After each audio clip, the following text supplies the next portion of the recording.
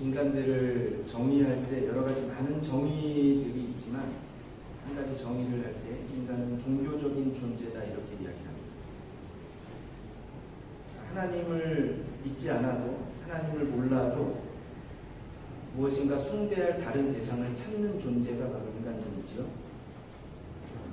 가장 대표적으로 자연을 보면서 대상을 찾습니다. 이런 것을 우리는 자연 종교 이렇게 얘기합니다. 해를 바라보고 섬기고 달도 섬기고 별들, 바다, 산, 나무 다 숭배합니다. 대표적인 자연 숭배하는 종교가 우리가 잘 알고 그리스 로마 신화 이런 거 얘기합니다. 거기 보면 강도 신이고 산도 신이고 해도 신이고 바다도 신이고 모두가 다 눈에 보이는 것들은 다 신이다 그렇게 이야기를 하죠. 때로는 직접적으로 어떤 형상들을 만들어서 신으로 숭배하기도 합니다. 인간 속에는 종교적인 신성을 가지고 있다 이렇게 얘기합니다. 성경에서도 종교성 이렇게 얘기합니다. 종교성. 세계 인구를 우리가 지금도 많이 변화하고 있겠지만 우리가 약 한 70억이라고 볼 때 기독교 인구를 약 한 21억, 개신교 카톨릭을 포함해서 약 한 33% 이렇게 얘기를 합니다. 모슬렘 인구를 15억, 20% 정도로 이야기를 하고요. 그리고 힌두교가 9억입니다. 14%. 그리고 불교 3억 7천, 6% 정도. 그리고 무종교가 11억, 16% 정도 있다. 그렇게 사람들이 이야기를 합니다. 결론적으로 말하면 이 땅에 살고 있는 많은 사람들 중에 84% 이상이 종교를 가지고 있습니다. 종교성이 있다. 이렇게 이야기를 합니다. 각자 종교가 다르지만 종교를 선택하는 이유는 다 똑같습니다. 그게 뭐냐면 행복한 삶을 위해서 이렇게 간단하게 이야기할 수 있어요. 그러니까 지금보다 더 행복해지기 위해서 종교를 선택합니다. 누구도 지금보다 불행해지기 위해서 종교를 선택하는 사람은 한 사람도 없죠. 그렇죠? 우리 중에도 역시 마찬가지입니다. 행복하기 위해서. 우리가 예수님을 믿고 이 시간도 예배당에 나와서 하나님을 예배하는 그 이유가 무엇인가? 아마도 그렇게 얘기할 수 있고 더 나은 삶을 위해서, 행복을 위해서 우리는 오늘 이 자리에 있습니다. 솔직히 그래요. 그러니까 신앙에 분명한 목적이 있습니다. 그게 뭐냐면 행복 이렇게 얘기할 수 있습니다. 왜 우리가 예수님을 믿어야 되는가? 왜 우리가 예배 드려야 되는가? 여러분 목적 없는 신앙생활하는 분들이 있습니까? 오늘 본문은 예수님이 우리가 왜 주님 앞에 나와야 되는지 분명한 이유를 우리에게 가르쳐주는 본문입니다. 오늘 본문은 예수님의 초청의 말씀. 만인을 향한 초청. 왜 우리가 예수님께 나와야 되는가? 오늘 말씀을 통해서 우리가 그 해답을 찾을 수 있기를 간절히 소원합니다. 우리 한번 28절 말씀 같이 한번 읽어볼까요? 28절 주님의 초청의 말씀을 같이 한번 읽어보겠습니다. 시작.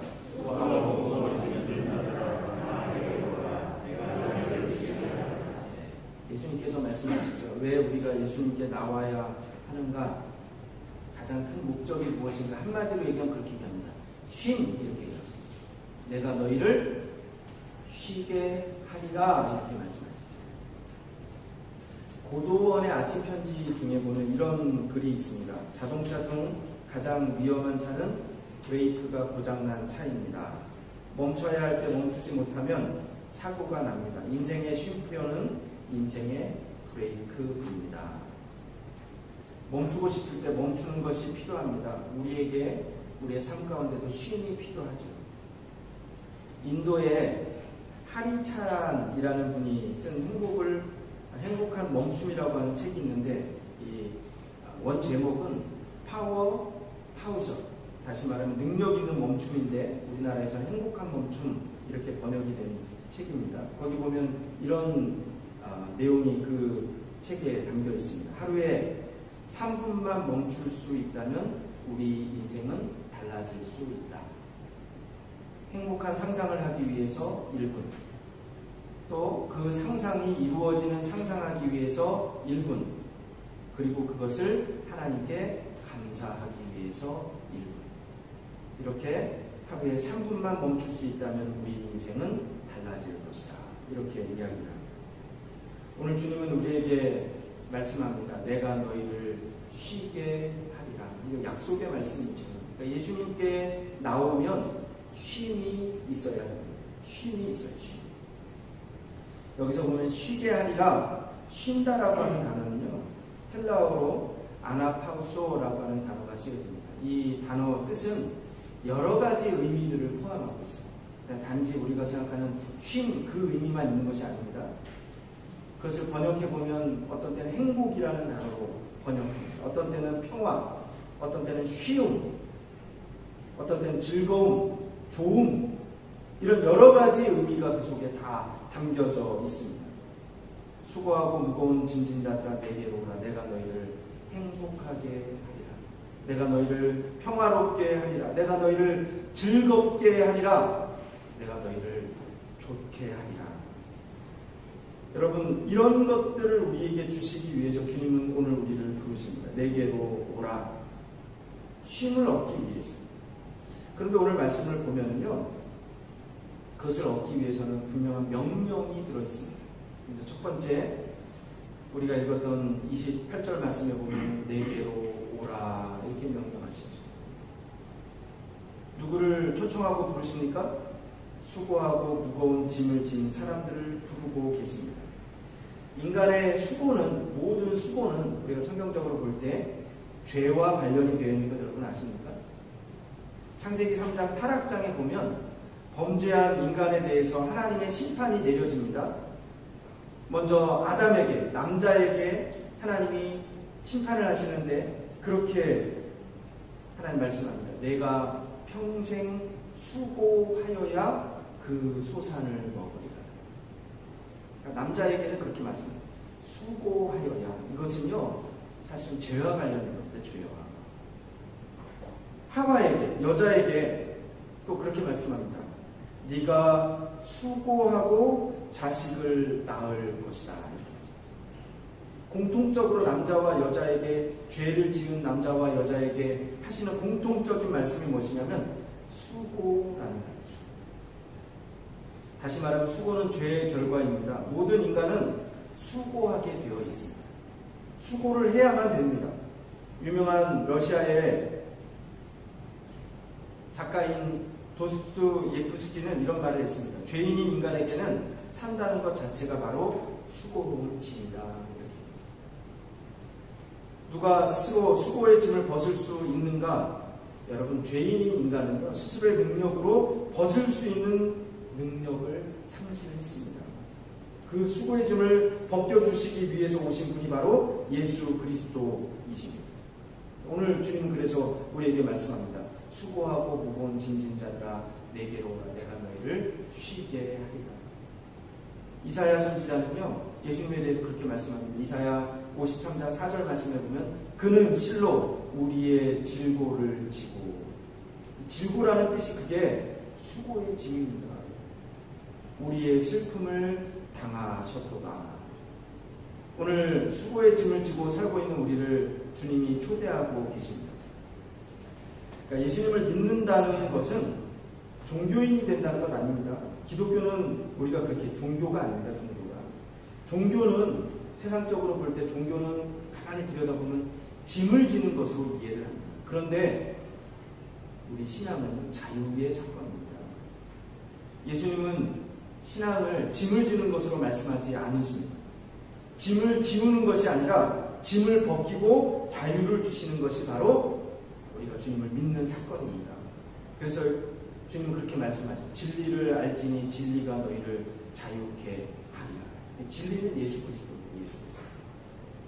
역시 러시아의 문호였던 기독교 작가 톨스토이는 그렇게 얘기합니다. 러시아에서 태어나서 러시아 정교를 믿었습니다. 그가 성장 과정에서 종교에 대해서 그가 회의를 가집니다. 무거운 짐으로 생각을 합니다. 그래서 그는 신앙의 자리를 떠났습니다. 그런데 그가 55세가 되었을 때에 예수님을 인격적으로 다시 만나고 참된 안식을 얻었습니다.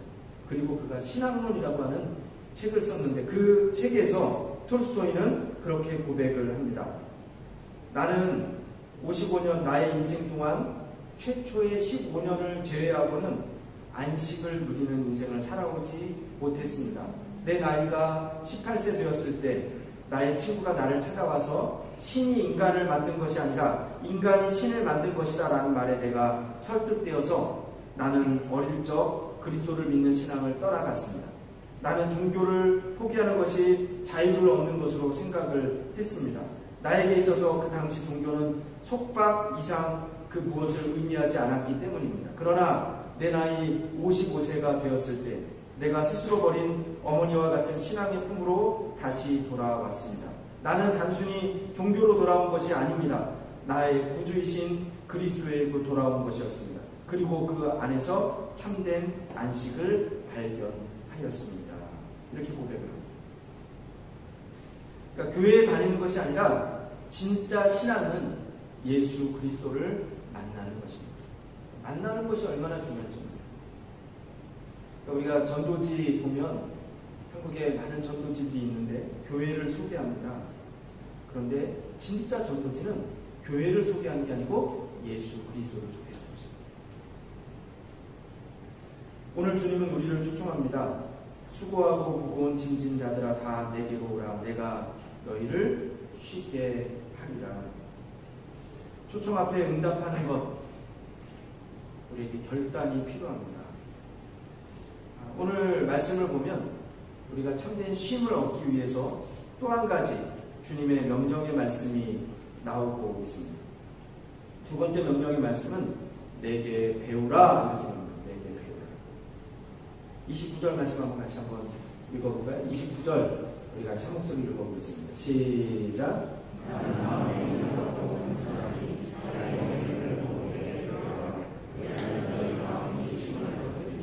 너희 마음이 쉼을 얻으리니. 사실은 이 말씀 좀 모순적인 것 같아요. 나의 멍에를 메고 내게 배우라. 그리하면 쉼을 얻으리라. 마음의 쉼을 얻는 조건이 내게 배우라. 내 멍에를 메라. 여러분 말만 들어도 부담되지 않습니까? 배우는 것이 쉼을 얻는 것입니까? 그런데 오늘 주님은 분명히 명령합니다. 내게 배우라. 사실 여기 단어 마데테, 배우라라는 단어는요, 사실은 제자가 되라 이런 뜻이 정확하게 내 제자가 되라. 그럼 제자는 스승의 얼굴을 보고 함께하는 사람입니다. 그렇게 하다 보면 스승을 닮아가는 사람입니다. 매일매일 주님의 얼굴을 보는 사람, 나의 제자가 되라 이렇게 말씀합니다. 점점 예수님과 같아집니다. 같은 마음을 품게 되고 같은 걸음을 걷게 되고 같은 행복을 얻게 됩니다. 여러분 제자가 되는 것은요 항상 그렇게 해요. 훈련 이렇게 해요. 훈련. 하루아침에 되는 것 아닙니다. 성경에도요 예수님께서 제자들을 3년간 그들에게 훈련을 시키셨어요. 예수님과 동행을 했습니다. 처음에는 볼품이 없었습니다. 일개 어부에 불과했습니다. 어떤 사람은 세리였습니다. 하지만 3년이 지나고 결국 그들은 위대한 제자가 되었고 능력 있는 제자가 되었습니다. 사실 신앙생활의 가장 중요한 목표 중에 하나가 무엇인가? 바로 제자입니다. 제자. 소크라테스는 우리가 아는 것처럼 유명한 악처가 있었죠. 그렇죠? 어느 날 제자들과 함께 늦게 집에 돌아오는데 아내가 구정물을 가져다가 바가지로 소크라테스 얼굴에다 끼얹었어요. 그때 소크라테스가 껄껄껄 웃으면서 그렇게 이야기를 했다고. 저 여자가 아니면 내가 어찌 철학자가 되었겠는가. 여러분 신앙인의 삶의 모든 어려움들은 사실은 제자가 되기 위한 일종의 커리큘럼입니다. 교육과정이에요. 교육과정. 그런 것 같아요. 때로는 질병도, 때로는 가난도, 때로는 약함도 주님은 명령합니다. 내게 배우라. 여러분 배우는 것을 짐으로 생각하지 않기를 간절히 소원합니다. 좀 우리가 즐겁게 배울 수 있었으면 좋겠어요. 여러분 신앙생활에는요. 그래서 분명히 배움이 있어야 됩니다. 배우는 것 여러분 이것은 행복한 것이 무거운 짐이 아닙니다. 우리 교회도 예전에 우리 교회가 5년간 제자 훈련을 했어요. 제자. 그때는요, 숙제도 많았고 스트레스도 많았어요. 얼마나 힘들었는지 몰라요. 그런데 요즘 그때 함께 제자훈련 했던 권사님들, 집사님들 만나면 그런 얘기예요. 심지어는 우리 교회를 떠나서 한국에 있는 분들을 만나도요, 제가 한국에 나가면 가끔 만나서 서로 인사를 하는데 그런 얘기, 뭐라고 하냐면, 목사님 그때 정말 힘들었는데 뒤돌아보면 그때가 제일 행복했습니다.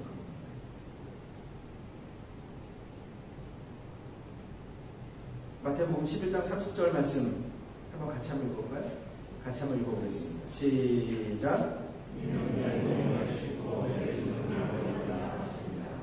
멍에는 쉽고 가벼움이라. 멍에는 이 이스라엘 팔레스타인 지역의 멍에는요, 소 2마리가 같이 끌게 되어 있어요. 소 2마리가 멍에를 끌고 갑니다. 가끔 이 2마리 중에 힘이 없는 소가 멍에를 메고 끌 수도 있어요. 그런데 2마리가 끌 때 괜찮아요. 왜냐하면 힘 있는 소가 옆에서 그 멍에를 메고 끌면 옆에 힘 없는 소는요, 힘들지 않아요. 따라가요. 오늘 예수님의 약속의 말씀입니다. 예수님이 함께 하시겠다, 그렇게 말씀한 겁니다.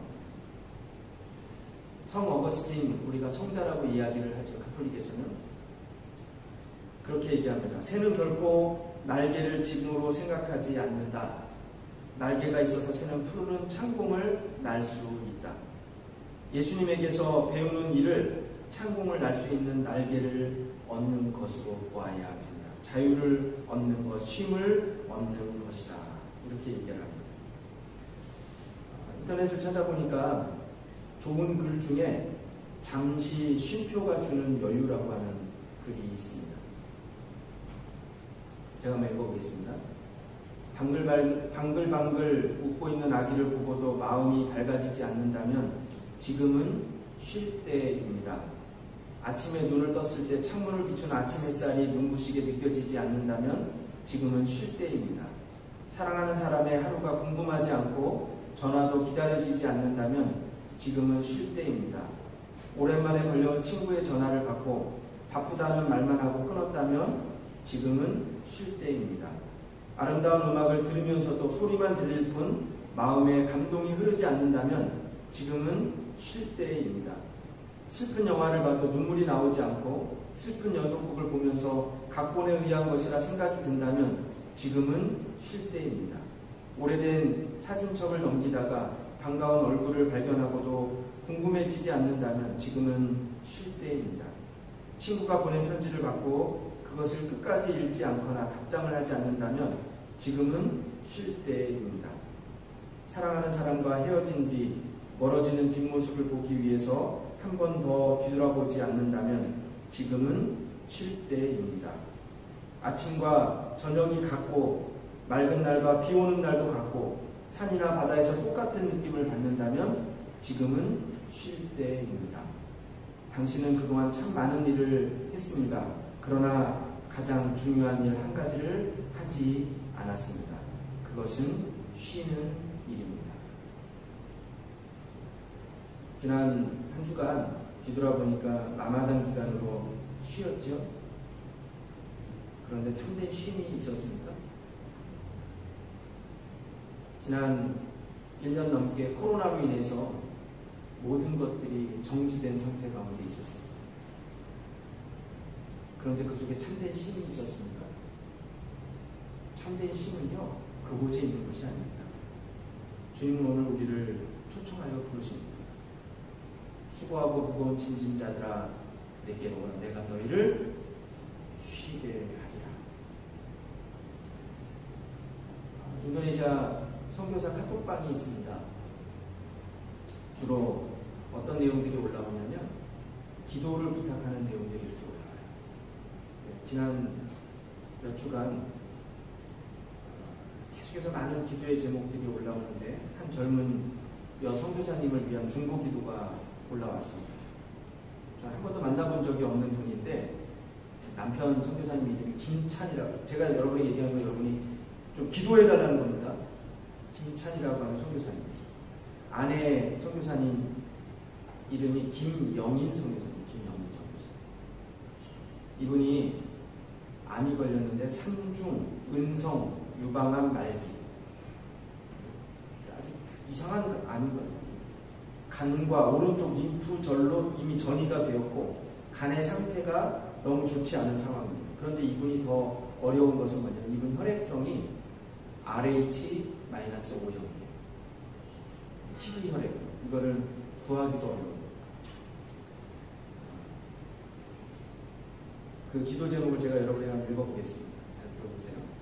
어쩌면 마지막 기도 부탁이 될지 모르겠습니다. 어제까지 수혈을 3팩 받았습니다. 그런데 마지막 수혈 후 혈액 수치가 그대로이고 혈변을 보는 것으로 보아 안쪽에 출혈이 예상된다고 합니다. 아내의 현재 상태가 수술이나 시술을 받을 수 있는 상황이 아니라 수혈을 계속 받으면서 자연스럽게 멈추기를 기다려야 하는 상황이고, 만약 암 부위에서 출혈이라면 더 이상 힘들다는 이야기를 들으며 오늘 밤 고비라고 하네요. 이제 곧 병원에 가서 이후의 계획에 대해 병원 측과 논의하려고 합니다. 코로나로 인하여 면회가 금지된 상황이기 때문에 어머님도 마지막을 집에서 보내야 하지 않는가 생각하고 계신 것 같습니다. 아내가 너무 고통스러워하지만 그래도 아이들 얼굴은 봐야 할 것 같습니다. 조금 전에 아셀, 아론에게 이 두 아들이 있습니다. 어린 아들이에요. 아이들이. 하나님이 이제 엄마를 아픔도 고통도 없는 천국으로 데려가실지 모른다고 이야기를 했습니다. 아론이가 아빠 혹시 엄마가 다 나으면 하나님이 천국에 안 데려가셔? 물어서 그렇지, 그러면 엄마가 우리랑 더 같이 살 수 있지라고 대답해 주었습니다.